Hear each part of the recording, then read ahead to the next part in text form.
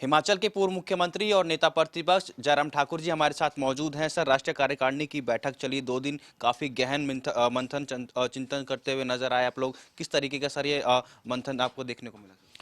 स्वाभाविक रूप से राष्ट्रीय कार्य समिति की बैठक में राष्ट्रीय स्तर के मुद्दों पर चर्चा होती है और मुझे इस बात की खुशी है कि एक बहुत महत्वपूर्ण निर्णय आपकी इस कार्य समिति की बैठक में हुआ कि हमारी पार्टी के राष्ट्रीय अध्यक्ष श्री जगत प्रकाश नड्डा जी का कार्यकाल जून 2024 तक एक्सटेंड किया गया है। फिर से मैं उनको बधाई देता हूँ, शुभकामनाएं देता हूँ पूरे हिमाचल के लोगों की ओर से, और उसके साथ साथ में आदरणीय प्रधानमंत्री जी का हृदय से आभार व्यक्त करता हूँ कि उन्होंने हमारे श्री जगत प्रकाश नड्डा जी को जिस प्रकार से सहयोग और समर्थन दे करके काम करने का अवसर दिया है, तो निश्चित रूप से इसमें वो सफल होंगे। आने वाले समय में जो एक बहुत बड़ा दौर चुनावों का आ रहा है, 9 राज्यों के चुनाव हैं, एक लोकसभा का चुनाव जो प्रमुख रूप से इस कार्यकाल में होगा, तो उसमें वो सफल होंगे, ऐसा मुझे पूरा भरोसा है। सर, जिस तरीके से केंद्र की परियोजनाएं चल रही हैं, केंद्र के जो विकास कार्य हैं प्रदेश में, किस तरीके से आप लोग लेके जाएंगे, इसको भी लेकर कहीं ना कहीं बैठक में फैसले में? देखिए, केंद्र सरकार की योजनाओं को स्वाभाविक रूप से ये पार्टी के स्तर पर हमेशा ही होता है कि उनको लोगों तक पहुंचाने के लिए काम करें, वो हम कर रहे हैं।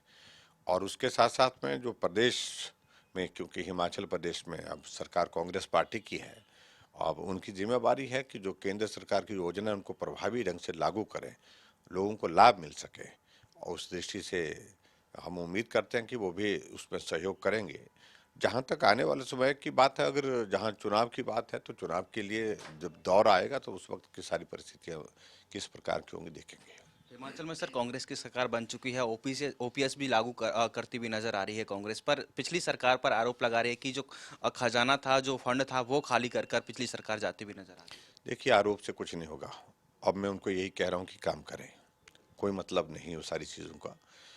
जब हमको 5 वर्ष पहले हिमाचल प्रदेश में सरकार बना करके काम करने का मौका मिला था, तो हमने तो कभी बहुत ज़्यादा नहीं बोला।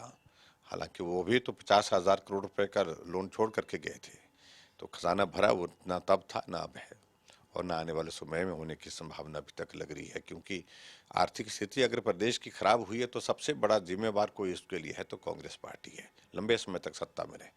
और दूसरी बात, जहां ओपीएस लागू करने की बात कही है, तो उसमें जो घोषणा उनने चुनाव से पहले की थी उसी तरह की घोषणा कैबिनेट में की है।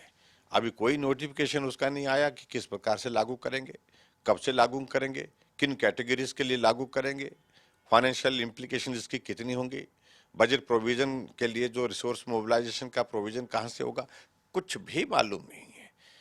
तो समय गेन करने की कोशिश कर रहे, कह रहे थे कि पहले दिन हम लागू करेंगे, लेकिन पहले दिन के बजाय 1 महीना लग गया उनकी पहली कैबिनेट को।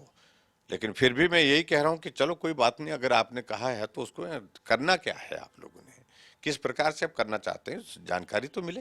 बहुत बहुत धन्यवाद सर खबरें तक से बातचीत करने के लिए। तो ये थे हिमाचल के पूर्व मुख्यमंत्री, नेता प्रतिपक्ष, जिन्होंने खबरें अभी तक से खास बातचीत की। मेरे सहयोगी जस्सी के साथ राजा पटेल, दिल्ली। खबरें अभी तक।